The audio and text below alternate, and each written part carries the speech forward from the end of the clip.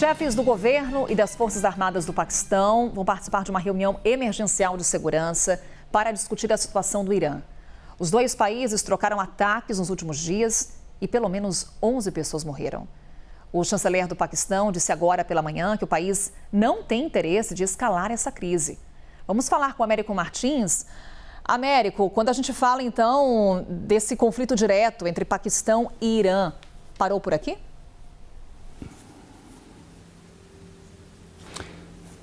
Não é tão fácil dizer isso, Carol, também não é tão simples.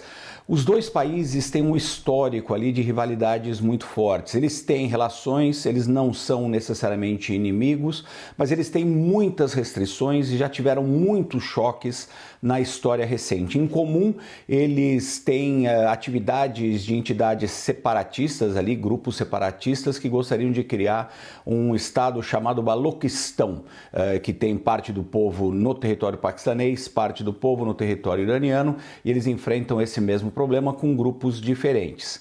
As perspectivas, no entanto, são mais positivas neste caso do que o caso no Iêmen, que a gente discutiu agora há pouco lá no Mar Vermelho.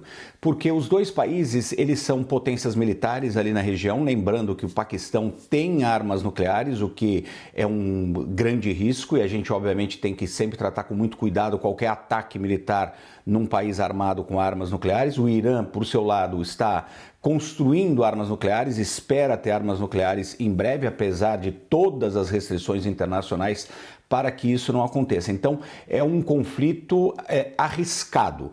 Mas por que as perspectivas são mais positivas aqui? Os dois países não têm interesse necessariamente em entrar em choque um com o outro. Os ataques que aconteceram também foram ataques, se é possível dizer isso, comedidos. O Irã, tanto o Irã quanto o Paquistão disseram que estavam atacando bases, aspas, terroristas no território do outro e não atacando militarmente o país, quer dizer, militarmente obviamente, mas o alvo não eram militares do país de um lado ou de outro e nem era uma agressão ao Estado paquistanês ou iraniano, mas ataques pontuais contra os terroristas. Os dois tiveram muito cuidados em anunciar isso diplomaticamente, dizer que eram ataques, obviamente no caso do Paquistão era uma retaliação à violação do seu território, mas que era um ataque também comedido, especificamente contra esses grupos também que eles classificam como terroristas, que são esses grupos separatistas. Então, é importante a gente seguir isso, é importante avaliar o que pode acontecer. Sempre existe a possibilidade desses grupos militantes separatistas tentarem novos golpes, se aproveitarem dessa situação, tentar escalar ainda mais a tensão entre esses dois países que são militarmente poderosos. Isso é um risco real, mas no momento os sinais que tanto o Paquistão quanto o Irã estão emitindo é que eles não têm interesse num conflito entre os dois. Os dois países têm muitos problemas, não só sociais, mas também com inimigos e militarmente falando. Tem vários problemas e eles não têm interesse numa guerra ou num conflito maior neste momento. Mas, como eu disse, muito importante a gente acompanhar, porque você tem outros atores não estatais, essas milícias, esses grupos, que podem tentar cutucar os dois países e tentar fazer com que isso também escale. De qualquer forma, as perspectivas neste caso, apesar do Paquistão ser um país com armas nucleares, são mais positivas do que a gente está vendo em outras regiões do Oriente Médio, particularmente no Mar Vermelho. Américo, quando a gente fala desse envolvimento direto do Irã nesse conflito com o Paquistão, a questão é que o país também está envolvido indiretamente em outros conflitos dessa mesma região. Ou seja, entender o papel do Irã nesse momento como um ator político que vai definir os próximos passos por ali. O Irã está envolvido em praticamente todos os conflitos da região.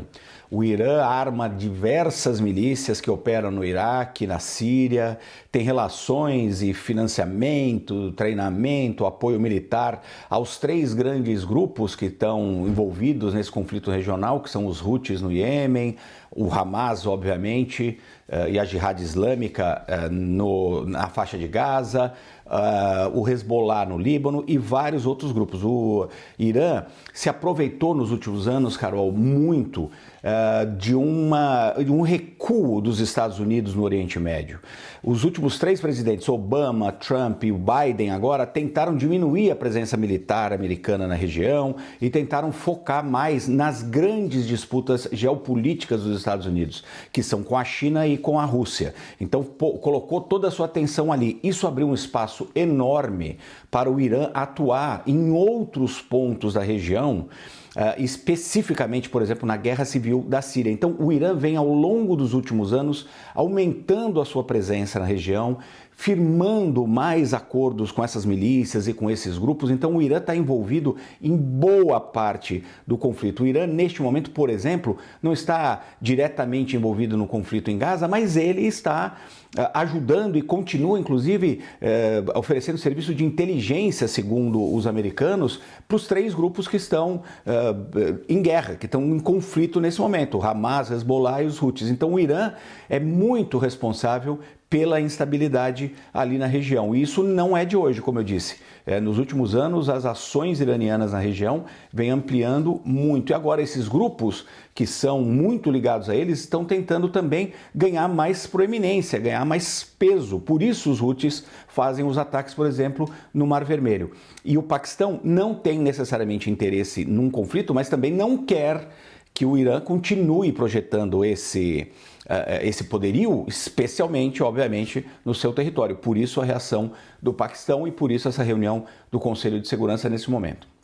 Inclusive, Américo, acredito que você também consiga acompanhar conosco um mapa da região para a gente entender o envolvimento direto do Irã em determinados conflitos. A gente vê ali o Paquistão, falávamos há pouco com o Américo Martins sobre essa troca de ataques entre os 2 países, mas também a gente tem que observar, Américo, não só essa participação indireta que falávamos instantes atrás, com o financiamento bélico, militar de grupos armados como o Hamas, mas também nos ataques à Síria e Iraque, resgatando um pouco da história dessa região que é conflituosa.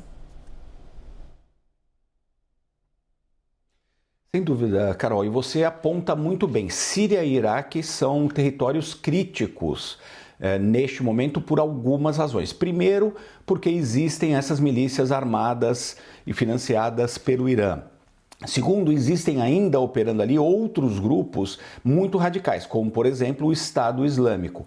Terceiro ponto, existem bases militares dos americanos nos 2 países, tanto na Síria como no Iraque. Essas bases estão lá basicamente para evitar um retorno forte do Estado Islâmico, que foi derrotado, mas não sumiu. Inclusive, reivindicou um ataque mortal que aconteceu no Irã no início do ano, aí, com dezenas de mortos. Então, são 2 territórios muito conflituosos. Qual é o grande risco para uma escalada geral dessa crise neste momento, nesses 2 territórios? Carol, alguma dessas milícias tentar um ataque maior contra as bases militares americanas.